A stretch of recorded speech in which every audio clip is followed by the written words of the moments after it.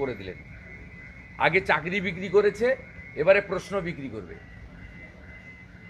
আমি দায়িত্ব নিয়ে বলছি, এই পরীক্ষার যেহেতু ওএমআর আর টেম্পার করতে পারবে না, শুধু একাডেমিকটাই থাকবে এবং প্রশ্নটা বিক্রি হবে টাকার বিনিময়ে।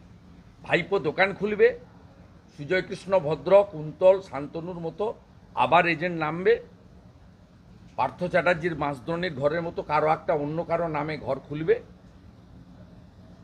প্রশ্ন বিক্রি হবে এবং মিনিমাম 500-700 কোটি টাকা ফেব্রুয়ারি, মার্চ, এপ্রিলে যে বিধানসভার ভোট, তার আগে তৃণমূল কংগ্রেস তুলবে এবং যোগ্যদের একটা বড় অংশ বাতিল হবে।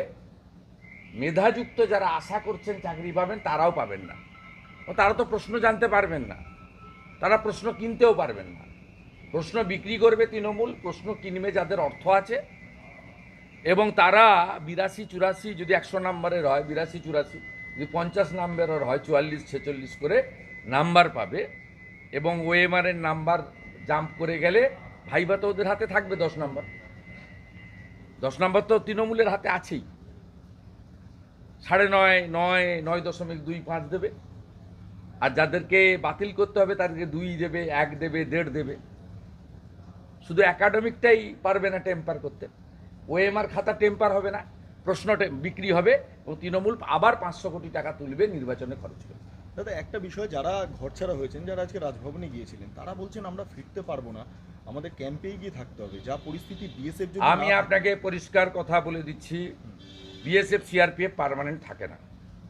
বিএসএফটা বর্ডার এলাকা, কিন্তু সিআরপিএফ বিএসএফ যেটা general law and order duty করছে, আজকেও এক্সটেন্স করেছে। আমি কোর্টের কাছে কৃতজ্ঞ, তারা আজকেও ইন্টারিম অর্ডারে কয়েকটা পয়েন্ট দিয়েছে এবং আমরা আজকে কেন্দ্রীয় সরকারের রিপোর্টও অত্যন্ত, আমার লয়ার পেয়েছে, আমাকে পাঠিয়েছে, রাজ্যের রিপোর্ট অত্যন্ত উদাসীন ছিল, তারা নাকি প্রচুর কাজকর্ম করছেন দেখিয়েছেন, কিন্তু কেন্দ্র বলেছে, কেন্দ্রীয় ইউনিয়নের যে রিপোর্ট, সেই রিপোর্ট খুব অত্যন্ত প্র্যাকটিক্যাল।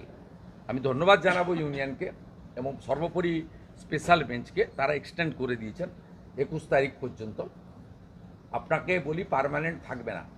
সলিউশন ওখানে, এটা কমিউনাল রাইট নয়, এটা ধর্মযুদ্ধ। এরা কাশ্মীরের মতো হিন্দুদের সরাতে চায়। সলিউশন আমি দুভাবে বলতে পারি। একটা হচ্ছে এনআইএকে দিয়ে ওখানে একদম রুটটাকে নষ্ট করে দেওয়া। ধরুন, কালকে আমি টুইট করেছি ইনজাম আজকে অ্যারেস্ট হয়েছে, এর আগে তো বলছিল বাংলাদেশ, তুরস্ক, কত গল্প। ইনজামাম, তিনি হচ্ছেন ধুলিয়ান মিউনিসিপ্যালিটির তৃণমূলের চেয়ারম্যান, বাধ্য হয়েছে অ্যারেস্ট করতে।